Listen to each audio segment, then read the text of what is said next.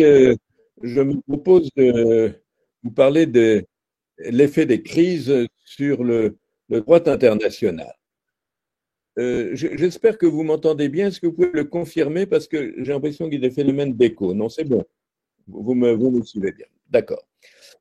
Je me demande, il y a peut-être un micro qui est ouvert chez vous, non? C'est peut-être à vérifier si de votre côté, il n'y a pas un micro qui est resté ouvert.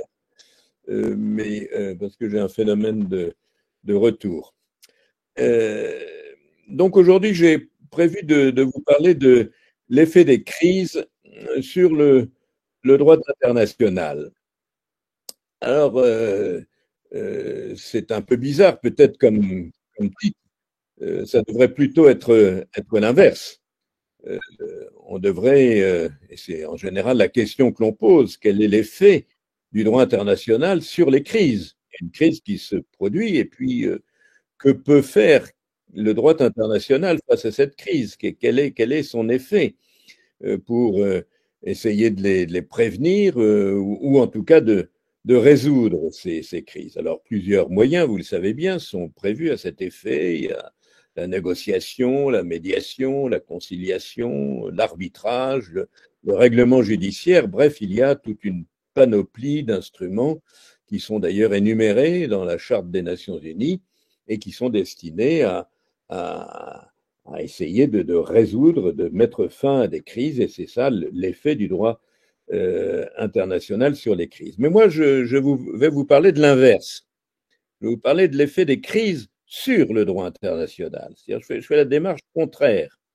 Et je vous dis tout de suite que c'est pour arriver à la conclusion que les crises peuvent avoir un effet positif, peuvent avoir, contrairement à ce qu'on pourrait s'imaginer, avoir un effet bénéfique sur le droit international. Alors, j'ai conscience du paradoxe de ma formule, de ce qu'elle a d'un peu provocateur, ou peut-être vous paraît-elle exagérément optimiste. Vous êtes peut-être en train de vous dire que c'est un naïf qui est en train de vous parler et il est persuadé que tout va bien dans le monde où nous vivons. Alors bien sûr, ça n'est pas le cas, mais je voudrais tout de même vous montrer quel est l'effet de ces crises sur le droit international et notamment euh, voir de quelle façon, pourrait-on dire, le droit international peut tirer profit d'une crise. Est-ce qu'il peut en retirer un avantage? Alors, je veux d'abord observer que le terme de crise n'est pas un terme juridique. D'ailleurs, vous ne le trouverez dans aucun dictionnaire juridique. Aucun dictionnaire juridique n'a cette entrée parmi les siennes. Et nous sommes donc en présence d'un terme, pardon, excusez-moi, du vocabulaire commun, du vocabulaire courant. La crise, c'est un état qui est normalement transitoire, qui est susceptible de durer dans le temps, c'est vrai, mais qui normalement débouche sur un règlement ou sur une rupture. Et à ce moment-là, nous avons un véritable conflit si les choses ne se sont pas améliorées. Alors, il y a des crises qui sont très circonscrites géographiquement, qui n'impliquent que deux protagonistes ou un petit nombre de protagonistes, un petit nombre d'États. Bon, ça, c'est une possibilité. D'autres sont beaucoup plus diffuses, sont d'intensité variable selon les régions et qui seront toutes impactées, mais selon un calendrier qui peut varier. Alors nous parlerons naturellement de la crise majeure actuelle qui est née de l'agression armée de la Russie envers l'Ukraine, qui a été déclenchée il y a un peu plus de 8 mois. Mais je ne me limiterai naturellement pas à cet exemple et je m'en expliquerai dans un instant, mais je n'en parlerai que de manière finalement un petit peu marginale. Je vous dirai tout à l'heure pourquoi. Je voudrais étendre, quelle que soit la gravité naturellement et le caractère préoccupant de cette crise, je ne voudrais pas que nous nous limitions à cela, même si elle fait l'objet des premiers titres de tous les journaux, dans les télévisions, dans les réseaux sociaux, etc., etc. Mais il y a d'autres crises auxquelles il faut penser. Il y a la crise sanitaire dont nous ne sommes pas véritablement sortis, même si vous avez l'impression que tout va bien maintenant, c'est pas vrai. Il y a encore des gens qui meurent, il y a des gens qui sont malades, et cette crise n'est pas terminée. Il y en a d'autres qui sont latentes, qui sont marquées par des poussées subites, comme des actions terroristes, par exemple. Bon, on a l'impression que tout va bien, mais en réalité, si vous interviewez les services de police, ils vous diront qu'ils sont en attente constante. Je sais par exemple qu'en France, il y a régulièrement des attentats qui sont déjoués. Donc, il y a là une crise marquant la sécurité qui est latente. Il peut aussi y avoir des surgissements. Je prends par exemple le cas de ce qu'on a appelé l'État islamique. Voilà, quelque chose qui apparaît et qui crée une crise importante dont on a l'impression qu'elle est résolue. Non, elle ne l'est pas. Elle est simplement moins marquée dans les médias et dans nos préoccupations immédiates. D'autres encore sont soumises à l'aggravation, sans pour autant faire l'objet de traitements qui pourraient les contenir. Je pense aux crises migratoires. On en parle beaucoup en Europe, alors que d'ailleurs, c'est plutôt l'Afrique qui est le pays le plus concerné, y compris par l'accueil des migrants. Les pays africains sont ceux qui accueillent le plus de migrants. Ce n'est pas les pays européens, contrairement à ce qu'on croit. Enfin, c'est vrai qu'il y a une crise migratoire en Europe, c'est exact. Et simplement, je pense que cette crise, elle est tout à fait peu de choses aujourd'hui par rapport à ce qui va se produire dans le monde qui ne s'y attend pas ou ne s'y prépare pas. Je reviendrai sur les effets d'aggravation tout à fait évidentes dans le futur de cette crise. La crise ukrainienne actuelle est naturellement celle qui occupe tous les esprits. C'est d'abord à elle qu'on pense en cette année 2022 à propos des crises. La crise sanitaire, comme je le disais, l'a précédée en saturant de la même manière l'espace médiatique. Et donc, tout ce que l'on impute aujourd'hui à la crise ukrainienne n'est pas en totalité la conséquence de cette crise. La crise climatique aussi, non seulement entraîné des millions de morts, première chose, mais elle a détruit l'économie, elle a bouleversé notre vie quotidienne, nos rapports sociaux, elle a sapé beaucoup de valeurs de liberté et de démocratie. Et la crise ukrainienne est venue là-dessus et a enchaîné avec des conséquences comparables pour ce qui concerne les pays tiers. Bon, je reviendrai sur ces aspects naturellement. Mais encore une fois, je ne veux pas me limiter à ces exemples, si aigus soient-ils. J'ai mentionné il y a un instant la crise climatique. C'est un des aspects des atteintes environnementales qui elles-mêmes ne sont pas sans lien avec la crise ukrainienne, comme la crise sanitaire, le terrorisme et la crise migratoire, qui ne sont pas non plus sans lien avec la guerre ukrainienne, ces méthodes de guerre asymétriques, ces migrations sécuritaires. Il faut aussi penser à la cybersécurité et plus généralement aux nouvelles technologies, aux crises économiques. Et puis, un point important, à la crise démocratique, dont même des États réputés euh, euh, fondamentalement démocratiques, comme les États-Unis, enfin, les États-Unis, État démocratique à l'intérieur, mais on le sait, pas très démocratique à l'extérieur. Mais là, je parle des États-Unis à l'intérieur. On ne peut pas nier que les États-Unis sont un pays démocratique, et ils en ont fait eux aussi, ils en ont connu eux aussi une grave crise avec la période du président Trump et l'assaut sur le Capitole. Ça fait là une douloureuse expérience et ça leur a montré que même dans un pays où la démocratie semble assise solidement, eh bien, elle peut faire l'objet d'une crise. Et donc c'est une crise profonde, c'est une crise difficile que l'on rencontre partout dans les sociétés dites libérales, mais aussi dans toutes celles qui aspirent à la liberté, et dont le mouvement des printemps arabes a été une autre forme d'illustration. Et je vais en redire un mot dans un instant. Non, l'ensemble de toutes ces crises, elles ne sont pas séparées les unes des autres. Elles se combinent les unes les autres. Et au fond, elles sont le reflet de la crise de la mondialisation elle-même et qui nous permettrait de d'énumérer à l'envi les crises les unes après les autres. Alors, ce qui me semble caractériser le temps que nous vivons, la période que nous vivons, c'est le phénomène d'accumulation et de variété des crises dont la caractéristique commune est d'être globale et universelle. Alors, quand on parle de global et d'universel, évidemment, il y a le droit international qui nous fait une petite musique à l'oreille. Hein. Si c'est global, si c'est universel, peut-être bien que le droit international a quelque chose à voir ou aurait quelque chose à voir là-dedans, et c'est évidemment à cela que nous allons essayer de réfléchir. Alors, je prends un exemple. La crise sanitaire, elle aurait nécessité de vacciner près de 8 milliards d'individus au même moment partout dans le monde. Bon, ce qui n'a évidemment pas pu se faire.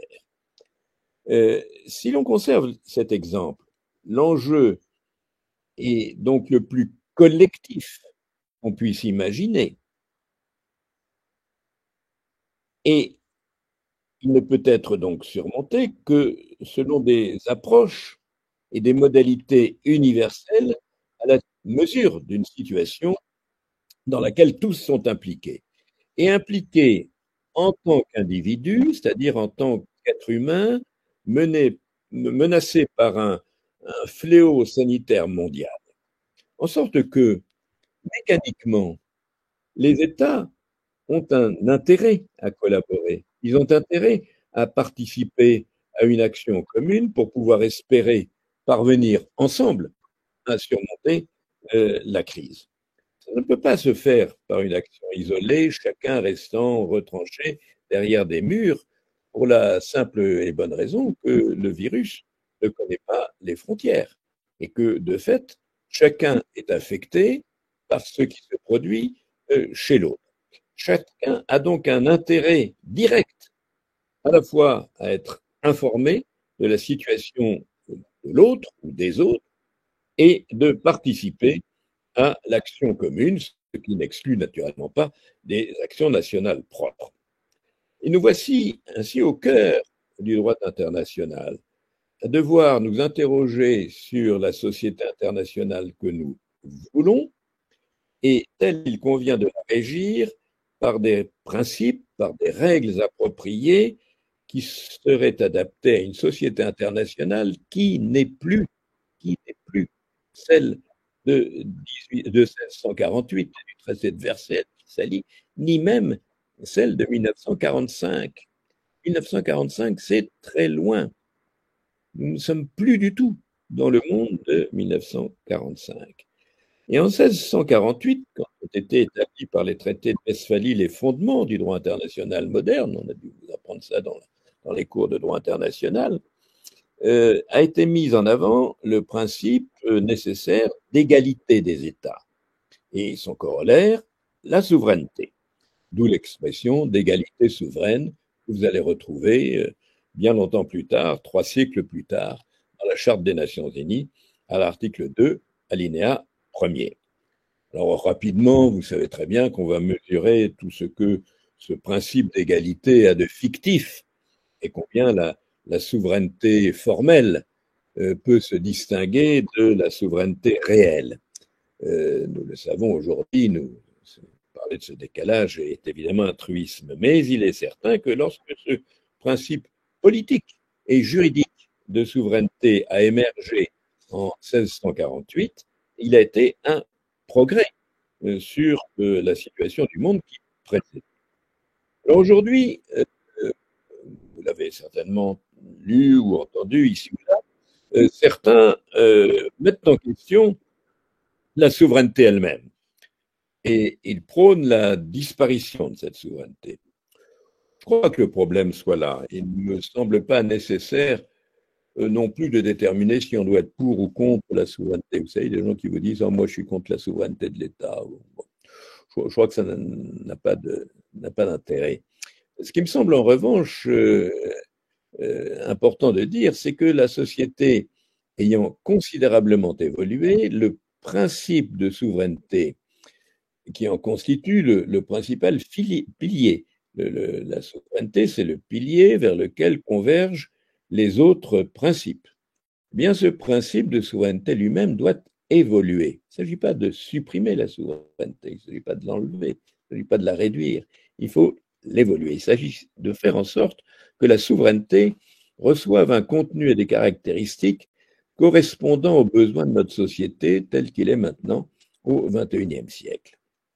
Les crises d'aujourd'hui démontrent les limites de l'égalité souveraine telle qu'on l'a conçue dans le droit international classique et elle nous oblige à revisiter le multilatéralisme du système des Nations Unies de 1945.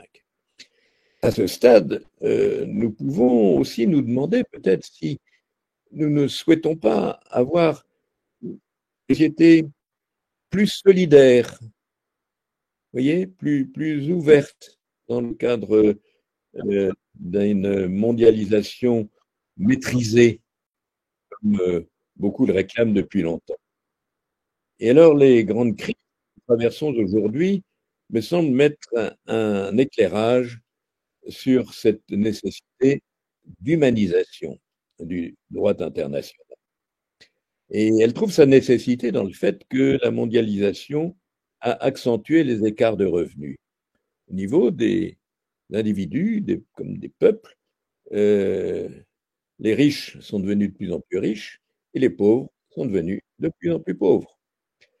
C'est une situation qui heurte la morale, bien évidemment. Mais au-delà de cet aspect, elle porte en germe des conflits graves qui peuvent naître et prospérer au moment où les inégalités atteignent un seuil insupportable et font d'ailleurs le lit des populismes. Inégalité entre les individus, inégalité entre les États, là encore, la crise sanitaire est éloquente. Inégalité entre les individus. Je prends un exemple tiré de mon propre pays. En France, par exemple, nous avons pris conscience de l'inégalité de l'accès à la vaccination, tout simplement parce que les rendez-vous dans les centres de vaccination se prenaient plus commodément et plus rapidement par Internet. En sorte que ceux qui ne manient pas facilement l'outil informatique, les gens âgés ou les gens faiblement éduqués, sont pénalisés parce qu'ils n'obtiennent pas facilement une place pour se faire vacciner. Ils ne savent pas se servir d'Internet, donc ils ont de grandes difficultés à trouver une place, du moins dans les débuts. Ça s'est amélioré petit à petit, mais dans les débuts de la vaccination, ça a entraîné une très grande inégalité entre les individus. Mais inégalité aussi entre les États, vous le savez très bien. Les vaccins ont été précommandés et prépayés par les pays industrialisés. Ce n'est pas le cas des pays pauvres où la vaccination a pris un retard considérable, en dépit de l'intérêt collectif de tous dans le monde, de tout le monde, à ce que le monde entier soit vacciné au plus tôt pour éradiquer le virus. Ça ne sert à rien de vacciner seulement les gens des pays industrialisés si vous ne vaccinez pas aussi ceux qui vivent dans les autres parties du monde. Alors, cela étant dit, ce n'est pas parce que les textes évoquent la communauté internationale dans son ensemble, pour reprendre une formule fameuse employée par la Cour internationale de justice dans l'affaire de la Barcelone Attraction, c'est pas parce que les textes évoquent la communauté internationale dans son ensemble, alors que les juristes eux-mêmes se plaisent à s'interroger sur son existence légale, c'est pas pour autant qu'une communauté de destin reposant sur des règles de droit uniformes se dégage aisément.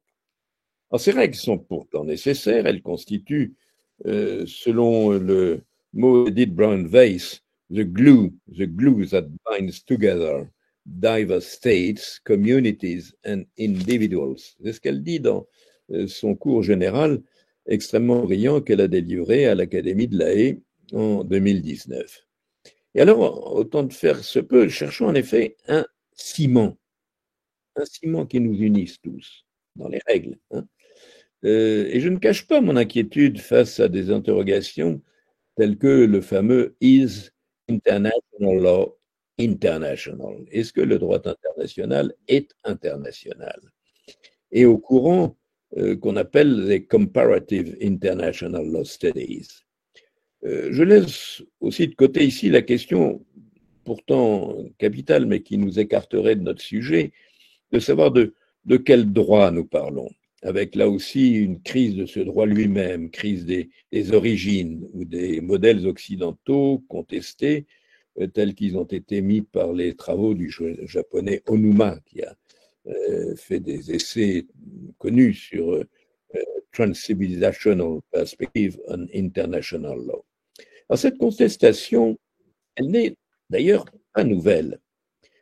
Euh, En réalité, elle a surgi pour la première fois dans les années 50 et du siècle dernier, par conséquent, et la décolonisation de l'Asie et de l'Afrique. Décolonisation politique, par exemple, pour le cas français, en plusieurs étapes. 54 l'Indochine, 56 la Tunisie et le Maroc, 58 et 60 la décolonisation de l'Afrique saharienne en deux temps, hein, mais réalisée en 1960, l'Algérie en 62, puis les Comores en 74, etc., etc. Et à ce moment-là, vous savez bien qu'il y a une contestation très forte des pays dits du groupe des 77, c'est-à-dire les pays d'Asie, d'Afrique et d'Amérique latine, et ce qui a donné naissance à ce qu'on a appelé le droit du développement, donnant un contenu au droit au développement. En sorte que, d'une certaine manière, aujourd'hui, le mouvement de Comparative International Studies, d'une certaine manière, réinvente la roue, parce que la question s'était déjà posée. Simplement, la grande différence, c'est qu'en 1970, les pays du tiers-monde, le groupe des 77, n'est-ce pas, que contestent-ils? Ils contestent pas du tout le droit international conventionnel, hein, ils passent des traités comme les autres, et là, il n'y a pas de problème. Ils contestent en réalité la coutume en disant qu'est-ce que c'est que ces règles du droit international que vous nous imposez, d'où sortent-elles? Alors on leur dit, ben, elles sortent de la coutume. Ah oui, mais la coutume, nous n'étions pas sur la scène internationale quand elle s'est créée. Nous n'avons pas contribué à l'élaboration de cette coutume, donc nous la contestons. Alors c'est une position qui peut d'ailleurs trouver sa solution assez facilement par des mécanismes, par exemple, de codification de règles coutumières. Le rendre conventionnel, les États peuvent adhérer s'ils le veulent à ces traités, etc.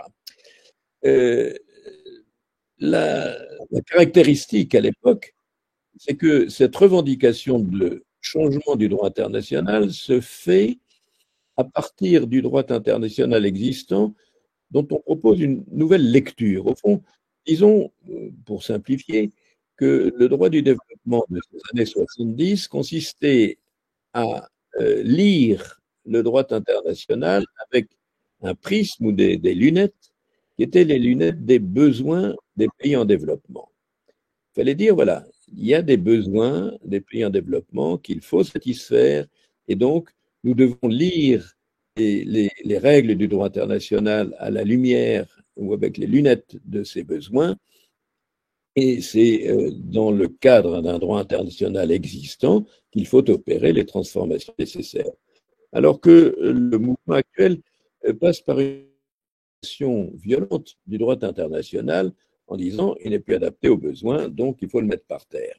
Alors, je ne crois pas que ce soit véritablement la meilleure des formules, mais en tout cas, c'est un mouvement qui est extrêmement important actuellement. Alors, la suite de l'histoire, elle est assez largement subjective par la manière dont on perçoit l'évolution du droit international.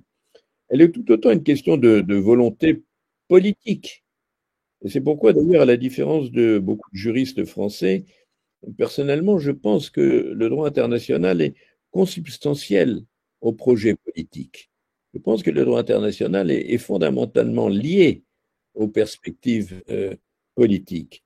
Et se demander si le droit international peut tirer profit des crises, comme je me le demande ici, c'est en réalité s'interroger sur le projet politique arrêté face à la crise, qui soit susceptible de projet politique qui soit susceptible de s'incarner dans une règle de droit. Il y a donc un aspect volontaire dans cette démarche. Il s'agit donc de la volonté politique qui consiste à saisir l'occasion que donnent les grandes crises que nous traversons actuellement, crise sécuritaire avec l'Ukraine, Taïwan qui se profile, la mer de Chine, on oublie. Quand on pense à la Chine, on parle de Taïwan, est-ce qu'ils vont s'attaquer à Taïwan ou non? On n'en sait rien en réalité. Mais ce qui est sûr, c'est que en mer de Chine, la Chine étend son emprise d'une manière progressive extrêmement importante en construisant des îles artificielles qui finissent par parsemer la mer de Chine et assurer à la Chine le contrôle d'un espace maritime extrêmement important. Et ça, on le sait bien sûr, mais ce n'est pas une chose dont on parle beaucoup. Donc, crise sécuritaire, crise sanitaire, crise migratoire, crise écologique, crise climatique, donc aussi migratoire, crise démocratique, etc. Donc, il faut utiliser toutes ces crises-là pour repenser les principes et les règles qui régissent la société internationale dans toute sa diversité. Les crises actuelles, par leur ampleur, par leur universalité, sont l'occasion à ne pas manquer d'accomplir cette démarche de véritable, pour reprendre la formule américaine, restatement of international law, c'est-à-dire le rétablissement du droit international. Alors évidemment, pour autant, toutes les crises ne sont pas à mettre sur le même pied d'universalité. Je veux dire, la crise sanitaire de la Covid a un caractère universel et indéterminé. La crise de l'Ukraine est considérée, ça c'est un point très important et je vais y revenir, comme par de nombreux États comme une affaire européenne. Je ne sais pas si vous avez eu l'occasion de regarder les communiqués de la Cour internationale de justice. Bon, vous savez qu'on peut être abonné au communiqué de la Cour internationale de justice et on reçoit ça par Internet quand il en est produit. Et c'est très intéressant. Si vous regardez les communiqués qui tombent actuellement, ce sont de nombreux communiqués de demande d'intervention d'États dans le contentieux entre l'Ukraine et la Russie, consécutif à l'invasion de l'Ukraine par la Russie, contentieux qui est actuellement pendant devant la Cour. N'en dirai qu'un tout petit mot, mais un tout petit, je vous dirai pourquoi dans un instant. Quand vous lisez la liste des demandes d'intervention, elles sont très nombreuses, il y en a actuellement une quarantaine, je crois, enfin ça change tous les jours. Vous n'y verrez que des demandes d'États du groupe occidental, États européens, États-Unis, Canada, Japon, etc. Vous n'y verrez pas d'État d'Afrique, ni d'État d'Amérique latine. C'est tout à fait intéressant, parce que ça montre que cette crise grave est perçue comme une opposition frontale entre l'Occident et la Russie. C'est d'ailleurs le discours que tient Vladimir Poutine. Cependant, puisque le Conseil de sécurité est bloqué par le veto de la Russie, c'est l'Assemblée générale qui a prononcé sur la base de la résolution Hutchison, et à une écrasante majorité, elle a condamné l'intervention. Pratiquement tous les États, y compris les États du tiers-monde, ont voté en faveur de cette résolution, ou éventuellement se sont abstenus, mais ceux qui ont voté contre sont une poignée, une demi-douzaine, peut-être même moins que cela. Donc l'Assemblée générale a bien vu que cette intervention devait être condamnée, elle a bien vu que c'était enfin vous déclarez que c'était une agression et une profonde atteinte au principe du règlement pacifique des différends voulu par la Charte des Nations Unies. Et ça se comprend, parce qu'aucun État ne voit d'un œil tranquille la situation d'un État victime d'appétits territoriaux de son voisin. Et aucun État n'a envie d'être victime de ce qui est arrivé à l'Ukraine. Et pour peu que des États se trouvent à côté d'un voisin un peu agité, évidemment, ils tiennent à ce qu'on réaffirme le principe de souveraineté de l'État sur son territoire et de respect de sa frontière.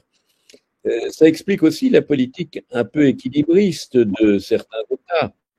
Vous me permettrez de ne pas citer de nom, mais enfin, certains États qui, certes, désapprouvent l'agression contre l'Ukraine, mais en même temps manifestent une certaine indulgence à l'égard de la Russie, euh, parce que eux-mêmes sont dans des situations vis-à-vis de certains territoires dans leur voisinage sur lesquels ils souhaitent asseoir une souveraineté qui est par ailleurs contestée par d'autres États. Je ne donne pas ici d'exemple, mais vous en trouverez facilement. Alors, je n'entrerai pas dans le détail de chaque crise, de mesures prises, de mesures envisagées ou de mesures souhaitables. Je resterai vraiment pas énormément de temps au niveau des éléments généraux qui m'ont paru être des éléments pivots pour tenter de répondre à la question de savoir si le droit international peut tirer un avantage des crises. Et à cet égard, je relèverai tout d'abord que le principe, à mes yeux central, de la souveraineté euh, doit s'adapter aux nécessités du monde. C'est un premier point qui me paraît central. Ensuite, j'évoquerai l'instrument privilégié, qui devrait être privilégié de l'organisation du monde, c'est le multilatéralisme, qui est actuellement un peu en souffrance, même forte en souffrance, et qu'il faut renforcer. Enfin, je me demanderai si on peut apercevoir au bout du tunnel, aussi nécessaire que difficile à mettre en œuvre, un concept de solidarité qui émergerait dans la société internationale. J'examinerai donc ces trois points successivement. Et d'abord, premier point, l'adaptation du principe de souveraineté.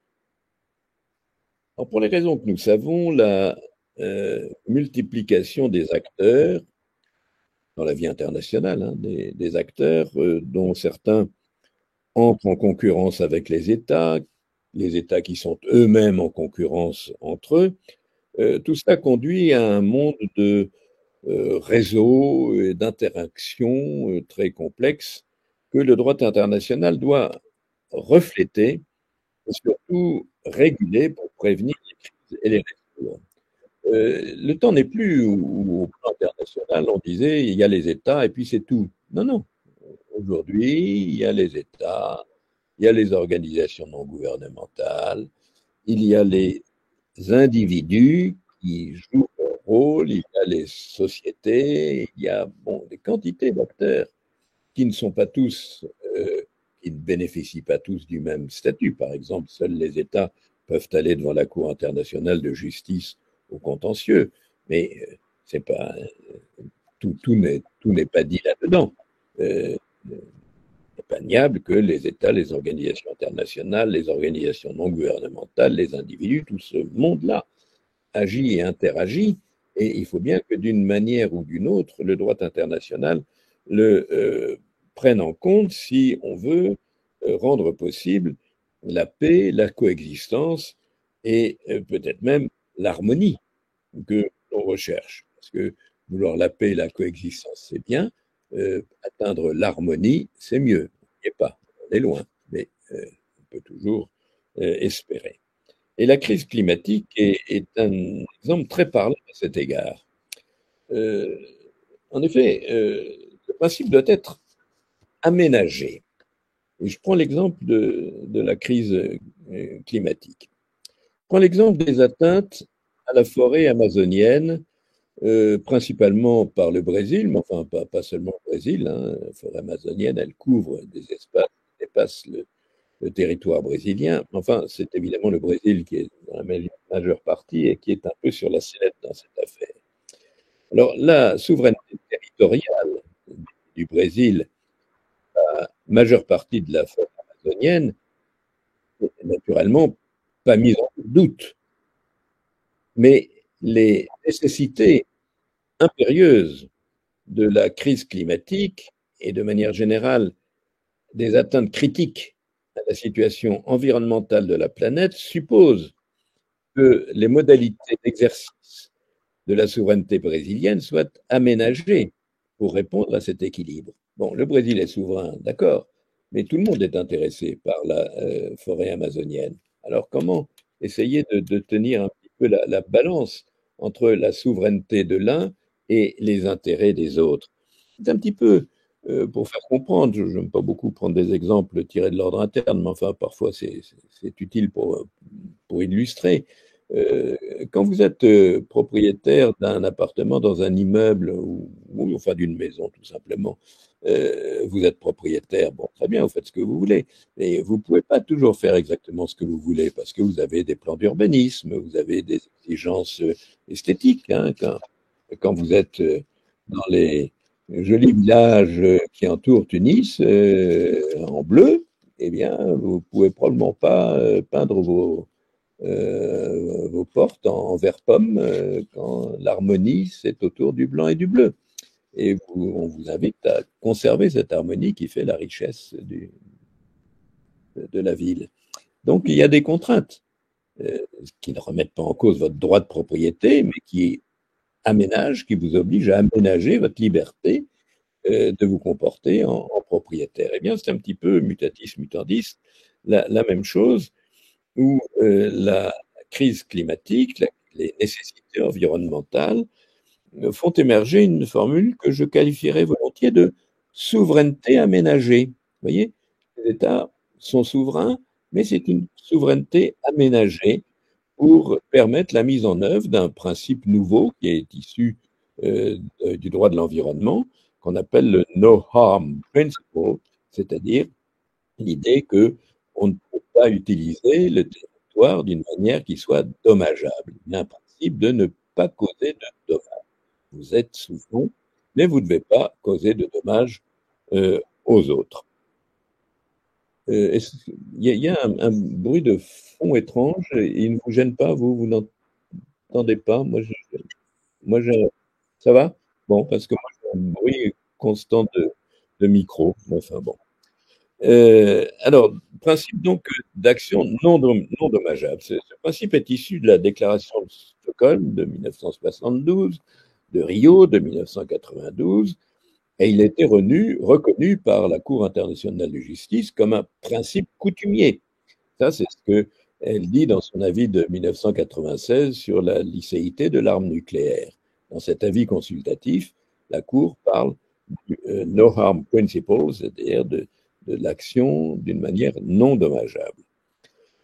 Alors, quoi qu'il en soit, la crise climatique ne peut pas conduire à des formules qui entraîneraient de manière contraignante la remise en cause d'un principe aussi fondamental que la souveraineté de l'État sur son territoire. Le Brésil, comme d'autres États ici ou là, ne manque pas d'invoquer la charte des droits et devoirs économiques des États de 1974 qui conforte sa position de souveraineté.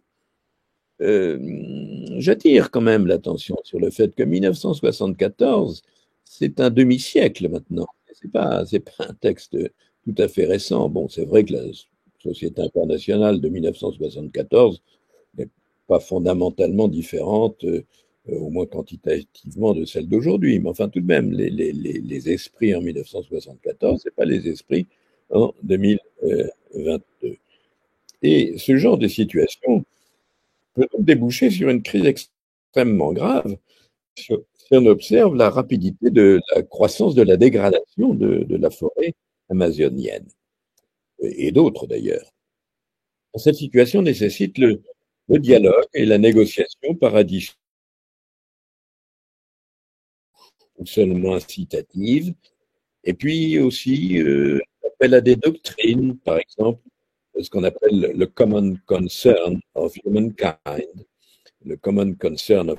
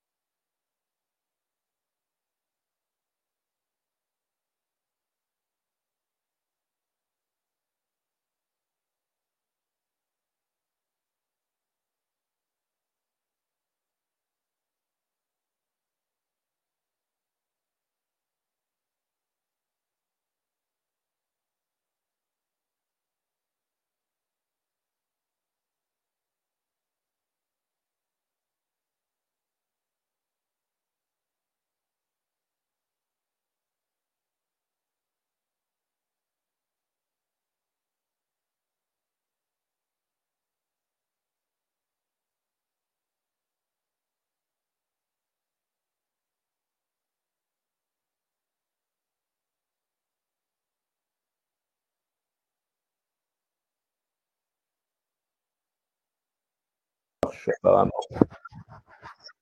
Mais bon, parfait. Bon, alors, je vais reprendre un peu plus loin. Euh, bon, donc, vous voyez la, un premier réaménagement de la notion de souveraineté euh, que l'on doit combiner avec les besoins de la communauté internationale. Le Brésil est souverain, c'est très bien, mais il ne faut pas oublier que l'Amazonie, comme on le dit, est le poumon de la planète. Par conséquent, nous sommes tous intéressés à ce qui se passe en Amazonie et nous devons pouvoir exiger du Brésil qu'il ne cause pas de dommages à l'environnement mondial par une utilisation excessive de son principe de souveraineté. Un autre exemple tout à fait intéressant, c'était les crises qui se sont déroulées en ex-Yougoslavie et au Rwanda lors des conflits des années 90 du siècle dernier, en raison de leur gravité extrême, de la résurgence de génocides. On croyait que les génocides, ça appartenait au passé. Ben non, les génocides se sont de nouveau produits là. Ils se reproduiront encore ailleurs en Serbie, enfin en ex-Yougoslavie. Et donc, les, la résurgence de ces génocides a donné un formidable coup d'accélérateur à la construction de la justice internationale. Cette construction d'une justice internationale, elle traînait depuis des années à la Commission du droit international, depuis très longtemps. Très rapidement après les Nuremberg, l'idée était de créer une justice internationale, mais ça a beaucoup traîné. Puis tout d'un coup, ça a été très rapidement bouclé en quelques semaines. Le secrétariat général des Nations Unies, sous l'impulsion de Boutros Ghali à l'époque, a très vite adopté le statut de tribunal spécial pour l'ex-Yougoslavie et le Rwanda. Et puis, l'étape suivante, c'était évidemment la création, avec le statut de Rome en 1998, de la Cour permanente, de la Cour pénale internationale. Alors, cette Cour pénale internationale, elle a été créée avec bien des imperfections et bien des limites à la compétence, toujours au nom du principe de souveraineté. Et c'est-à-dire que, bien sûr, pour relever de la compétence de la Cour pénale internationale, il faut que l'État ait ratifié le statut de Rome ou sinon, il faut que le Conseil de sécurité accepte de déférer la personne mise en cause devant la Cour pénale. Alors, on connaît ses limites et c'est pour ça que face aux nombreux crimes de guerre et aux violences inouïes euh, dans, de l'agression russe en Ukraine, la question sur le plan pénal, la poursuite sur le plan pénal, s'est immédiatement posée. Cela dit, la Russie n'étant pas partie au statut de Rome, une autorisation du Conseil de sécurité serait nécessaire à la mise en œuvre des poursuites. Or, vous savez bien, la Russie, étant membre permanent du Conseil de sécurité, mettrait évidemment son veto à une telle demande et la voie est donc une impasse. D'où des efforts, notamment de la part du célèbre juriste franco-anglais Philip Sands, pour créer une juridiction pénale spéciale, comme cela a été fait, par exemple, pour le Liban, comme cela a été fait pour la Yougoslavie et le Rwanda, j'ai dit, mais le Liban, le Cambodge, la Sierra Leone, etc. Alors, on sait, n'est-ce pas, les énormes obstacles qui pourraient être mis à la traduction des responsables de l'agression de la Russie, à commencer d'ailleurs par M. Poutine lui-même, mais d'autres responsables devant une juridiction pénale et devant la Cour pénale internationale. Ce sont des obstacles juridiques absolument considérables. Donc, c'est pas pour demain la veille. Et il ne faut pas, attention, confondre cette action pénale euh, hypothétique et possible sous des conditions drastiques que pour l'instant je ne vois pas. Il ne faut pas confondre cette action pénale avec la saisine qui a été faite de la Cour internationale de justice qui a saisi la Cour contre la Russie sur la base de la Convention sur le génocide, parce que la Russie avait accusé l'Ukraine de pratiquer le génocide sur les populations russes des territoires du Donbass. Et la thèse de la Russie était que pour sauver la population d'origine du Donbass, eh bien, il fallait attaquer, attaquer l'Ukraine, et cela justifiait le, euh, le son. Ça justifiait ainsi l'action de la Russie. Alors, ne confondons pas ces deux actions, l'une hypothétique devant la justice pénale, l'autre au civil en quelque sorte, hein, devant la Cour internationale de justice. Mais je ne parlerai pas de cette affaire parce que je suis juge ad hoc dans cette affaire et vous savez qu'un juge ne peut pas parler d'une affaire en cours. C'est absolument interdit de parler d'une affaire en cours tant qu'elle n'est pas réglée.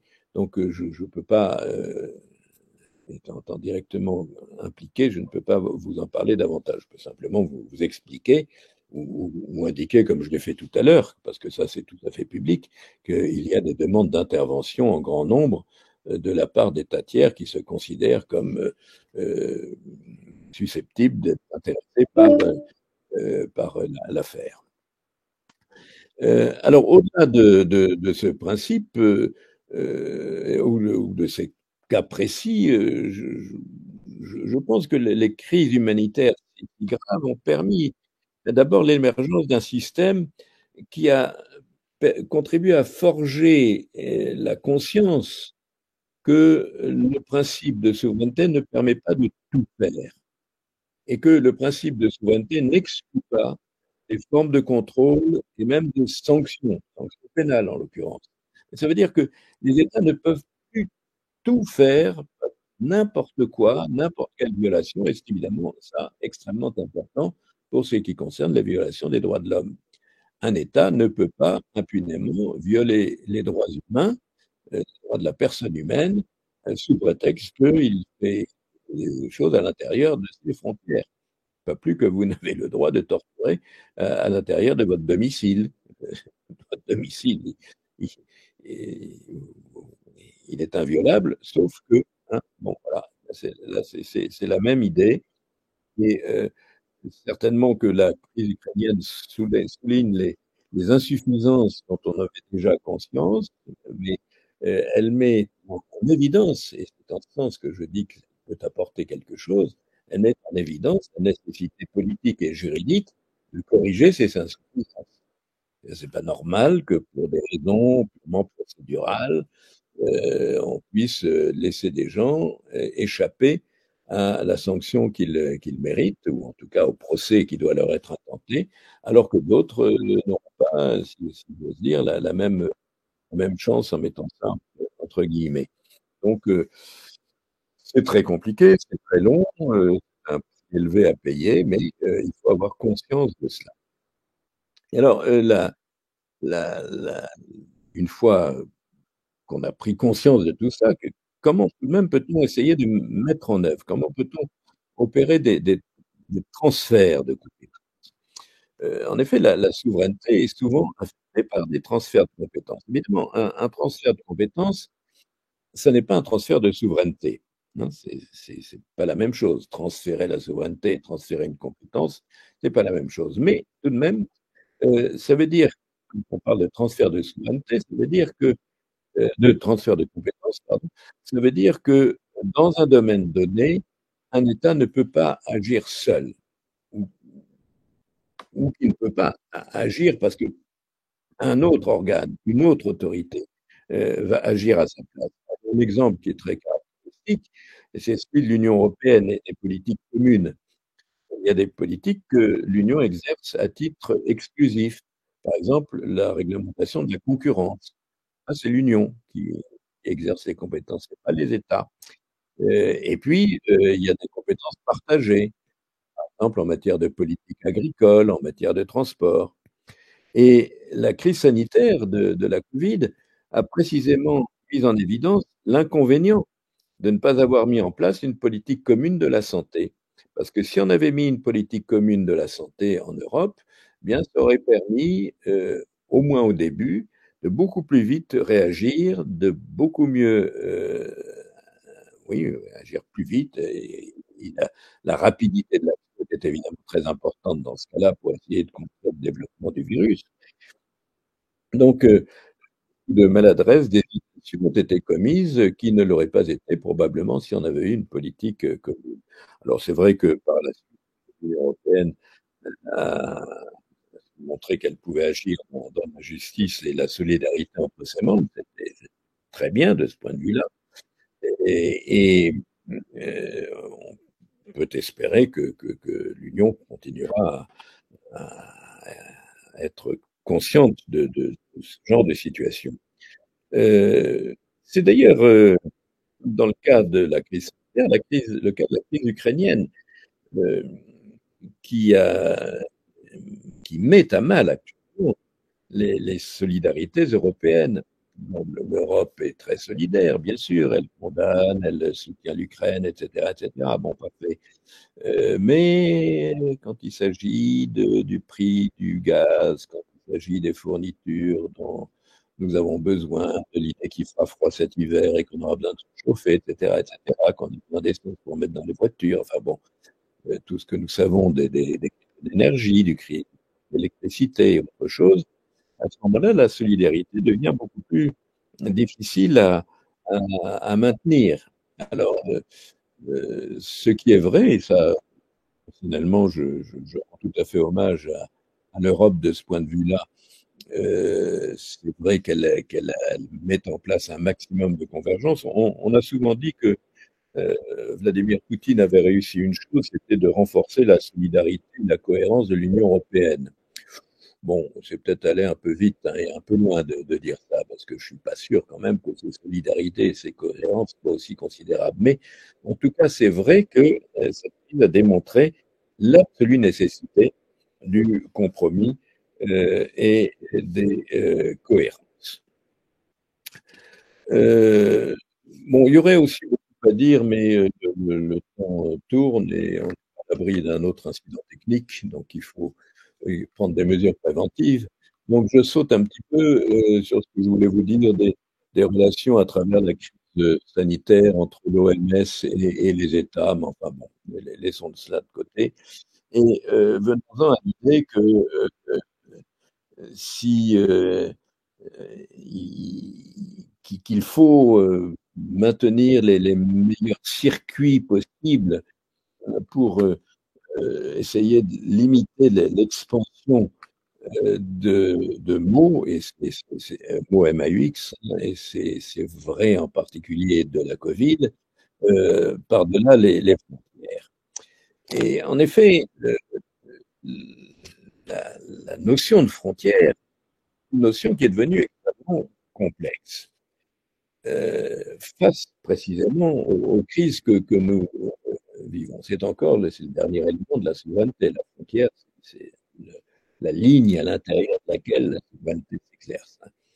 Euh, la guerre en Ukraine est venue un petit peu rafraîchir notre mémoire. Non pas que d'autres violations de frontières ne se soient pas produites ailleurs, bien sûr. Au contraire, très, très nombreuses. Il y en a quasiment tous les jours.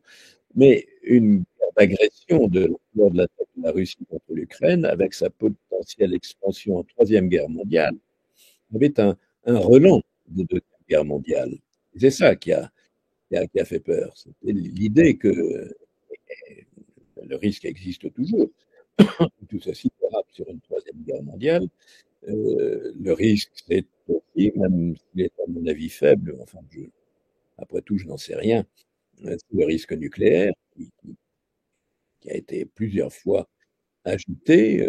Bon, est-ce que c'est une menace sérieuse ou pas?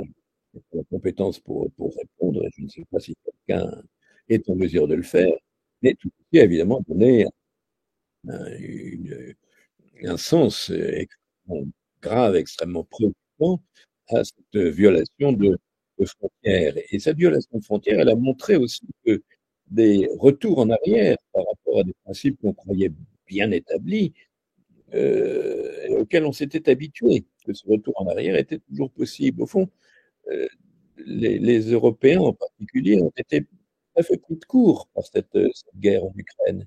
Ils ne s'attendaient pas à ce que un conflit de cette nature ressurgisse. Alors vous me direz, et généralement c'est un argument auquel on est extrêmement sensible, notamment dans les pays du groupe des 77, et je le comprends totalement.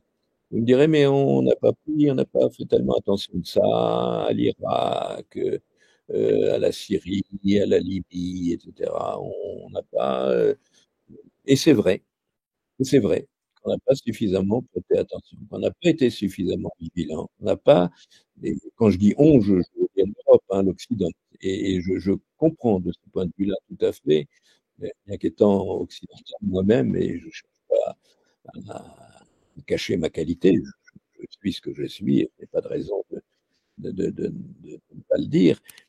Je, je pense que ce n'est pas parce que nous avons failli, car nous avons failli dans ces grands conflits-là, qu'il faut faillir encore. C'est-à-dire, ça n'est pas parce que vous n'avez pas fait ce qu'il fallait faire une fois que vous devez recommencer. Il n'est jamais trop tard pour bien faire d'une certaine façon.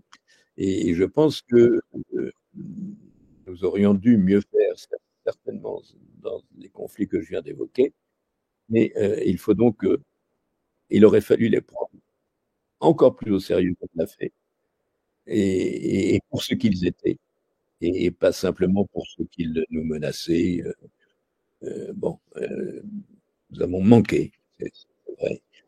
Mais il faut reconnaître aussi que cette fois-ci, les grands principes d'inviolabilité, d'immutabilité de la frontière dans l'affaire d'Ukraine sont fondamentalement violés. Alors, si on se tourne vers d'autres crises que nous vivons aujourd'hui, une crise climatique, sanitaire, terroriste, démographique, etc., on voit alors que la frontière n'est pas la solution de protection. Dans le premier cas, la frontière doit vous protéger. La frontière doit protéger de l'agression d'un autre État. Mais là, dans ces crises sanitaires, environnementales, écologiques, etc., ou de migration, la frontière n'est pas la solution. C'est pas en renforçant la frontière qu'on va régler les choses. Heu, c'est un barrage illusoire à l'immigration. C'est là où les populistes, les mouvements d'extrême droite se trompent. Ça n'est pas en fermant les frontières à l'immigration qu'on pourra régler le problème de l'immigration. C'est pas vrai. Il faut simplement que les frontières ne soient pas totalement ouvertes parce qu'on ne peut pas accueillir comme ça tout le monde sans aucune condition. Aucun État ne fait ça. Même la, la Convention de la non-discrimination raciale de 1965 reconnaît parfaitement le droit des États à réglementer l'accès sur leur territoire en fonction de la nationalité, établir des visas, par exemple. Ça doit rester possible, bien sûr, mais on ne doit pas fermer les frontières. C'est la négation de la solution. Et inutile de dire que, bien entendu, ça ne marche pas lorsqu'il s'agit des questions virales. Donc, il faut repenser la frontière. Et il n'y a que les populistes qui voient dans la fermeture des frontières la solution à la crise migratoire. Lorsque la crise se développera davantage, parce que ce sera inéluctable, ce que nous connaissons actuellement, que je le disais tout à l'heure, le mouvement migratoire n'est rien du tout à côté de ce qui va se produire quand les désordres climatiques vont entraîner une montée significative du niveau de la mer et qu'il va y avoir les fameux réfugiés climatiques. Qu'est-ce que vous allez faire, les gens du Bangladesh ou des îles Maldives et de quantité d'autres endroits? Vous n'allez quand même pas les laisser se noyer. il faudrait bien les recueillir, il faudrait bien les accueillir quelque part. Bon, donc il faudra que chacun, selon des modalités qu'il faudra définir, que chacun prenne sa part. Le nous sommes comme, il a été souvent dit, nous tous dans le même bateau et donc de ce point de vue-là, il faut absolument, penser qu'il faut trouver, un équilibre quelque part permettant un accueil raisonnable, possible et des efforts plus importants que ceux d'aujourd'hui pour régler le problème des réfugiés qui vont être en nombre considérable dans les années qui viennent et les frontières ne seront pas des barrages. Elles ne doivent pas l'être. La solution, elle est dans une action multilatérale. Alors précisément, et c'est mon deuxième point auquel je viens rapidement, il faut renforcer les instruments du multilatéralisme. Alors, il ne s'agit pas de prôner à tout prix le multilatéralisme qui serait un universalisme. Bon, il faut aussi laisser une place au bilatéralisme, à l'unilatéralisme. Il faut admettre les choix justifiés des États. Il faut prendre garde à ne pas étouffer les nécessaires spécificités culturelles, historiques, etc., etc. Bon, mais les situations de crise qui relèvent d'une action multilatérale sont diverses et ce sont des moyens variés qui vont être mis en œuvre, dont le droit international tirera un profit, je dirais, nuancé. Alors, la diverses situations, bon, il y a plusieurs raisons qui une situation critique ne peut être affrontée que par des actions multilatérales et par un effort collectif. Alors, c'est évident, parce que la crise n'atteint pas un seul État ou un ensemble réduit d'États régionaux, mais affecte l'ensemble de la planète. Alors, la crise climatique, la crise sanitaire, la crise migratoire, bon, euh, donc cela, ça va de soi. Et évidemment, euh, la, la mobilisation publique est un point important à ce niveau. Vous savez, lorsque il y a eu l'attentat contre les Twin Towers aux États-Unis, le 11 septembre 2001, il y a eu un éditorial dans le journal Le Monde qui était intitulé Nous sommes tous des Américains. Nous sommes tous des Américains. Alors, on peut discuter, savoir si on est tous des Américains, évidemment, c'est une formule. Mais c'est une formule qui avait beaucoup frappé à l'époque et qui est restée assez célèbre. Et donc, l'idée était de sensibiliser, euh, c'est pas qu'on était tous américains, mais c'était de sensibiliser et de faire en sorte que les gens ne se disent pas, bon, bah, ça s'est produit aux États-Unis, c'est pas notre affaire. C'était l'idée que un attentat de cette ampleur, qui était le premier du genre, pouvait frapper ailleurs. Il fallait donc être sensibilisé, se préparer, prendre des mesures, enfin bref, sensibiliser les gens à, ce, à des quantités de mesures. Et si vous réfléchissez, euh, aujourd'hui, pourquoi est-ce que quand vous prenez l'avion, vous fouillez dans tous les partout, pourquoi est-ce qu'on inspecte vos bagages, pourquoi est-ce qu'il y a des visas, pourquoi est-ce que il y a des contrôles, pourquoi est-ce que ceci, pourquoi est-ce que cela? C'est en effet à cause du risque terroriste. Et effectivement, ça entraîne un certain nombre de mesures et ça entraîne des normes, qui sont des normes auxquelles nous sommes maintenant habitués. Personne ne proteste contre une fouille de bagages ou le fait de passer ses valises au scanner, hein, c'est pas la question. Mais vous voyez, ça passe par l'habitude donnée aux esprits. Et alors, le travail de restauration est tout à fait d'actualité, de la restauration du multilatéralisme. Il a pris des coups, ce multilatéralisme, notamment pendant toute la période de Donald Trump aux États-Unis, qui a essayé de détricoter, de défaire tout ce qui était multilatéral, tout ce qui était d'un intérêt global pour la planète. Et je pense bien sûr au retrait annoncé des États-Unis de l'accord de Paris sur le climat, est un des symboles forts de la présidence de Trump et qui va être un symbole fort à l'arrivée de Biden, qui, le premier jour de sa prise de fonction, va annoncer le retour des États-Unis dans l'accord de Paris. Donc, en fait, ils n'auront guère quitté l'accord de Paris sur le climat. Et je crois qu'en effet, cette affaire est hautement symbolique. J'en parle parce qu'elle est symbolique. Elle est symbolique de, de la, de la prise de conscience des risques encourus et de la nécessité de mettre fin à cette crise. Et, et elle a permis, c'est son aspect positif, de mettre en exergue le rôle du multilatéralisme dans une question aussi générale et intéressant autant l'ensemble des pays du monde que les questions climatiques. Alors il y a un autre point qui me paraît important, c'est une autre crise dont je n'ai pas jusqu'à présent parlé et je voudrais parler d'une autre crise extrêmement grave, très, très préoccupante, qui se manifeste au sein de l'ordre constitutionnel de beaucoup d'États et qui, bien que ce soit interne, puisque c'est l'ordre constitutionnel d'un État, a une incidence sur l'ordre international. Je veux parler de la crise démocratique qui, à mon avis, présente deux visages différents. Dans une première série de cas, il s'agit de l'aspiration à la démocratie qui se manifeste au sein de régimes non démocratiques, autoritaires ou dictatoriaux.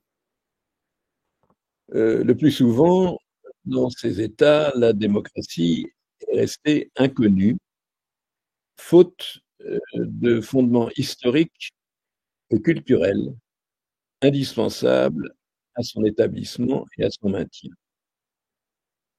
Ainsi, les Russes sont-ils passés directement du régime tsariste au régime bolchevique, puis au régime communiste, puis à Vladimir Poutine. Et à aucun moment, la Russie n'a connu la démocratie. Bon. Donc, euh, si on veut essayer de parler du langage commun, encore faut-il avoir un minimum de culture commune. Ce que je dis là, que les choses soient bien claires, c'est pas du tout une critique à l'égard des Russes, hein. C'est pas une critique du tout. C'est une constatation que je trouve plutôt regrettable. J'aurais préféré que les Russes aient une expérience démocratique. C'est beaucoup plus facile de discuter de toute façon. Mais de fait, ils n'ont pas eu d'expérience démocratique. Quand vous n'avez jamais eu d'expérience démocratique, c'est une difficulté. Prendre un autre exemple tout près de chez vous.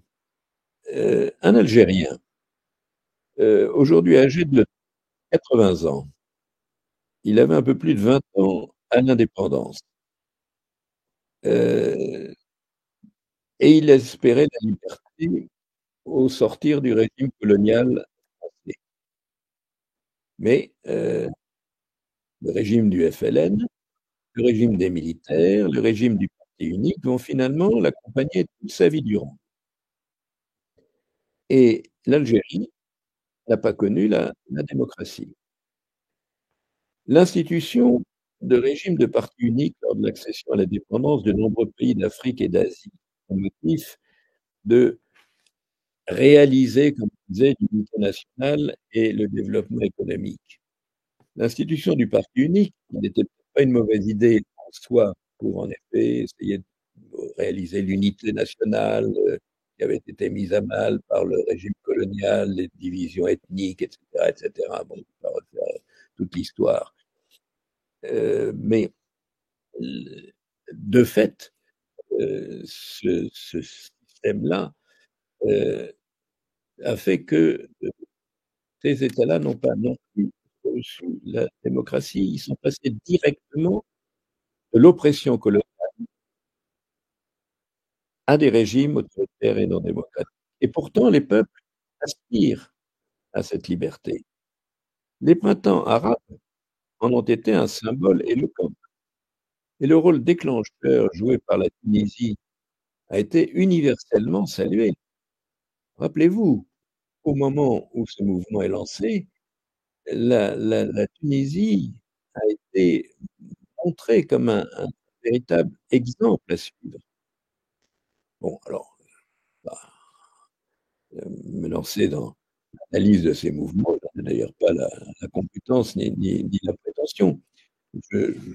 J'observe des faits. Et c'est vrai que votre pays a été d'ailleurs à l'avancée. Enfin, je veux pas, m'immiscer dans vos affaires internes, comprenez bien, mais, parce que c'est trop compliqué, je n'en ai pas la compétence et non, encore une fois, je n'en ai pas la prétention et je ne voudrais surtout choquer personne. Mais, tout de même, enfin, le statut de la femme a été, à l'époque où il a été, élaboré, quelque chose qui a été extraordinaire. Bon, après, on peut avoir les appréciations qu'on veut, n'est-ce pas? Bien entendu. Mais on ne peut pas nier cela et ça entraîne dans votre mentalité collective, quelles que soient vos opinions par ailleurs, quelque chose, je pense, d'extrêmement important et d'extrêmement positif qui en font enfin, je ne voudrais pas vous flatter, un peu démagogue, mais ça en fait un pays tout de même très, très particulier. Voilà. Donc, d'où l'importance de ces phénomènes culturels, c'est ça que je veux dire. Et ce mouvement des printemps arabes a justement montré que les transformations n'étaient pas une chose aisée, pas facile de transformer.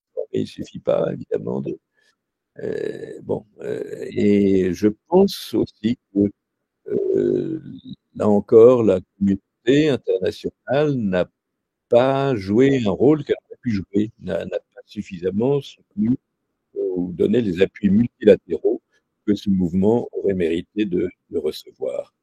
Et les actions des Nations unies, ont été, finalement extrêmement mesurées, c'est le moins qu'on puisse dire, un peu par nécessité. Cela dit, concrètement, les situations n'ont peut-être pas été, modifiées autant qu'il aurait fallu, mais ça a été entendu, notamment chez les plus jeunes, soifés de justice et de liberté. Et on aurait beaucoup d'exemples à donner à cet égard. Et puis alors, il y a une deuxième crise de démocratie, mais qui vous intéresse peut-être moins, mais qui, moi, me préoccupe beaucoup, c'est la crise de démocratie qui affecte les vieilles démocraties de l'Occident, comme, la démocratie française, par exemple, la démocratie italienne, hongroise, et cetera. Et avec les mouvements, bon, la France est tout de même sous la menace, permanente d'une arrivée un jour ou l'autre au pouvoir, de l'extrême droite et de Marine Le Pen, même si a elle essaye d'acquérir tous les brevets de respectabilité et ça reste, une extrême droite et quand on voit l'Italie, quand on voit la Hongrie, quand on voit la Pologne, mais c'est tout de même très préoccupant. Enfin, je n'en dis pas plus loin, pas plus long, faute de temps et puis c'est peut-être pas quelque chose qui vous passionne, donc je ne vais pas vous ennuyer avec cela. Heu, donc je voudrais, nous arrivons un petit peu à la fin, je voudrais, au fond en réfléchissant un petit peu en reprenant, de manière un petit peu globale tout ce que j'essayais de vous dire, heu, réfléchir un petit peu à ce qui pourrait être, une société plus solidaire. Hem, alors, bon, on peut le faire en s'appuyant sur l'actualité immédiate qui donne l'occasion de réfléchir à l'avenir de notre planète et aux droits de ceux qui s'y trouvent. Je dis bien aux droits de ceux qui s'y trouvent, c'est-à-dire les droits humains. Mais je dirais, aux droits du vivant, c'est-à-dire qu'il n'y a pas que les hommes. Je veux dire, il y a aussi les animaux, il y a même les êtres vivants inanimés auxquels certains ordres internes ont reconnu la personnalité juridique. Vous savez que les fleuves en Inde ou en Nouvelle-Zélande ont reçu une personnalité juridique sous la pression des peuples autochtones dont il faut écouter la voix, parce que c'est eux qui étaient là les premiers et qui ont été gommés, effacés par le colonisateur. Je pense que l'idée que l'être humain n'est pas le seul sur cette planète, est une idée qu'il faut que nous ayons présent à l'esprit. S'intéresser aux animaux, c'est pas simplement pleurnicher sur la situation des bébés phoques ou des ours blancs dont la banquise fond. C'est plus compliqué que ça. C'est remettre en cause toute une conception de l'homme qui a considéré qu'il avait vocation à dominer. Il était l'être supérieur et que les animaux étaient les êtres inférieurs. Je crois que c'est une idée sur laquelle il faut revenir. Il faut admettre qu'il y a un partage et que nous avons été imprudents dans nos actions, notamment des actions de destruction d'espèces dont nous payons aujourd'hui les conséquences. Il y a un équilibre de notre monde auquel nous devons prêter attention. Et donc, la solidarité, ça veut dire la solidarité entre nous, entre humains, bien sûr, mais ça veut dire la solidarité au sein de l'ensemble de tout le système dans lequel nous trouvons. Et alors, c'est pour ça que je pense que les diverses crises peuvent nous apporter quelque chose. Au fil du temps, c'est vrai que le droit international s'est développé. Il s'est enrichi euh, d'abord des droits de la personne humaine. L'humanisation du droit international, pour reprendre les formules qui sont parfois employées, a été très importante. Et la présence, la notion de droits humains qui s'est distillée à l'intérieur du droit international est très importante pour notre protection à tous. Euh, et puis, bien sûr, le droit international s'est considérablement développé. Alors, dans cet esprit, le concept de solidarité devient tout à fait pertinent et vivant. Nous sommes tous concernés par les crises, nous sommes tous égaux, mais nous ne sommes pas tous égaux devant les crises. Euh, si nous avons eu une mesure d'égalité en Europe pour les vaccins, les pays pauvres n'ont pas disposé de doses vaccinales qu'ils ne pouvaient pas acheter. Et alors, on a dit à ce moment-là qu'il fallait considérer que les vaccins étaient un bien public mondial et que la question des brevets devait être modifiée, et en tout cas secondaire, par rapport à la nécessité d'avoir des vaccins, et qu'elle était d'ailleurs justifiée parce que la recherche, en fait, avait été financée par des crédits publics, et que par conséquent, il n'y avait pas de raison euh, d'avoir en plus l'argent des brevets. Euh,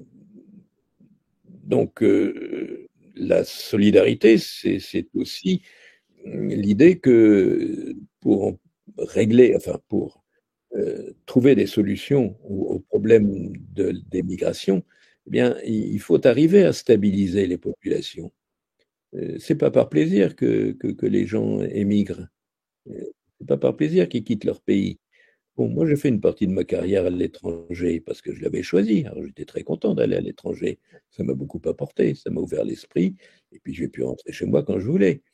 C'est pas la même chose quand on prend un bateau et qu'on traverse la Méditerranée. Donc, c'est pas une partie de plaisir.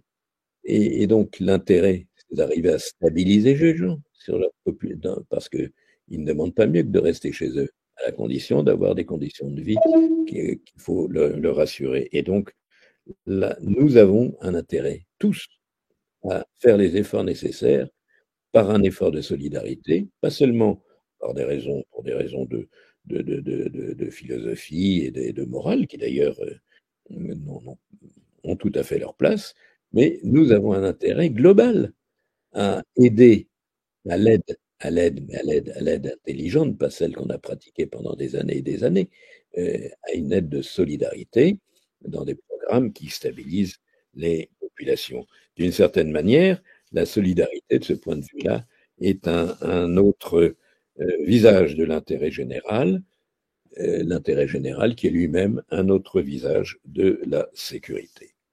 Voilà, j'aurais beaucoup d'autres choses à vous dire que j'ai été obligé de passer parce que le temps a passé vite.